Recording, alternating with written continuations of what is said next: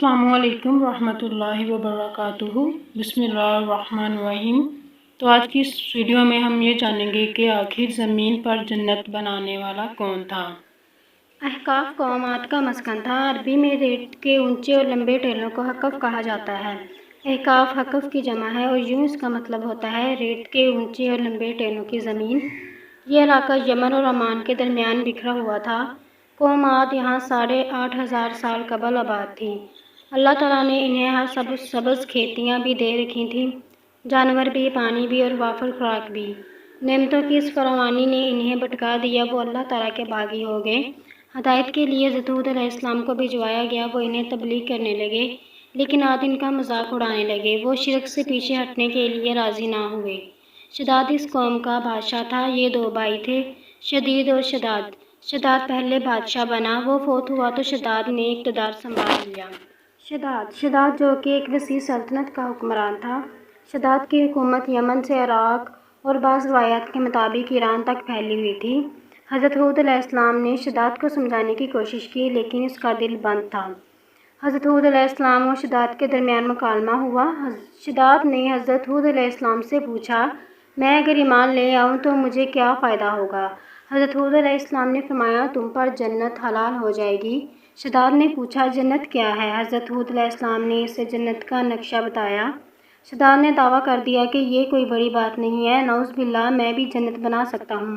حضرت ہود علیہ السلام نے اسے اس کفر سے اور شرک سے روکنے کی کوشش کی، لیکن شداد باز نہ آیا اور اس نے سلطنت کے تمام بڑے بڑے معماروں کو اکٹھا کیا اور شداد نے احقاف میں ارم کے مقام پر 20 کوس لمبی اور اونچی جنت بنوانی شروع کر دی۔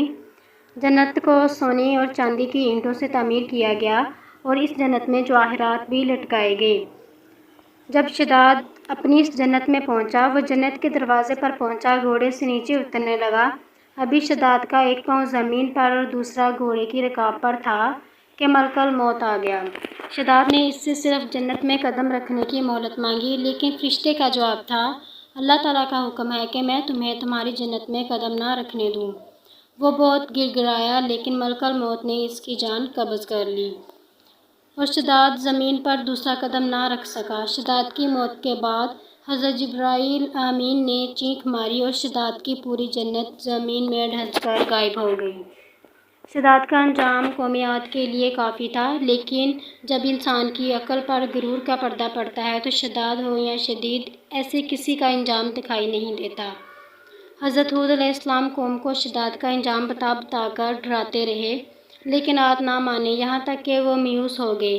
اللہ تعالیٰ نے حضرت ہود علیہ السلام کو ان کے ساتھیوں کے ساتھ علاقے سے نکلنے کا حکم دے دیا اور وہ قوم کو آخری بار سمجھا کر احقاف سے نکل گئے۔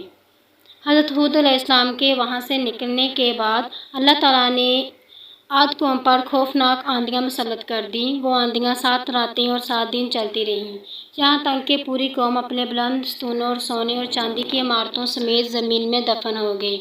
قوم عاد کا نشان تک نہ رہا، پوری وادی ریت کے صحرا میں گم ہو گئی، پانی کے ذخیرے بچے اور نہ درخت نہ جانور، کوئی چیز بھی وہاں بچ نہ سکی۔ قوم عاد کے بعد سمود کا دور آیا۔ یہ لوگ موجودہ سعودی عرب کے علاقے مدائن صالحہ میں آباد ہوئے، پہاڑ تراش کر گھر بنائے۔ اللہ تعالیٰ نے انہیں بھی رزق، پانی اور بہت سی نعمتوں سے نوازا۔ یہ لوگ قدآور اور مضبوط تھے، وہ کھڑے درخت اکھاڑ کر پھینک دیتے تھے، یہ طاقت انہیں کفر کی طرف لے گئی۔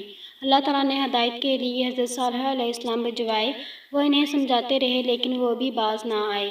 اللہ تعالیٰ نے انہیں ہدایت کے راستے پر لانے کے لیے اونٹنی اور اس کا بچہ بھی بھجوایا، لیکن وہ ہدایت پانے کے بجائے اونٹنی کے دشمن ہو گئے۔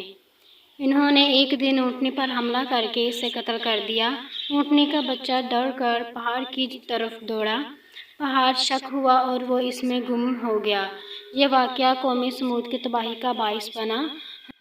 حضرت جبرائیل علیہ السلام نے چینخ ماری کہ 500 کلومیٹر کے پہاڑ چھوٹی چھوٹی گاشوں میں تقسیم ہو گئے، یوں قوم سمود بھی برباد ہو گئی۔ حضرت صالح علیہ السلام قوم کی تباہی کے بعد حضرت ہود علیہ السلام کے علاقے احقاف میں آ گئے، پہاڑوں میں آباد ہوئے، انتقال فرمایا اور پہاڑ کی چوٹی پر مدفون ہوئے۔ تو احقاف کے اس علاقے کو 1844 میں سب سے پہلے ایک جرمن فوجی نے دریافت کیا تھا۔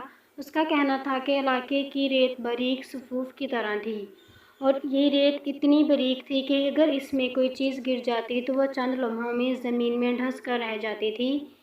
شداد جو کہ زمین پر جنت بنانے کا دعوے دار ٹھہرا، کفر اور شرک میں مبتلا تھا۔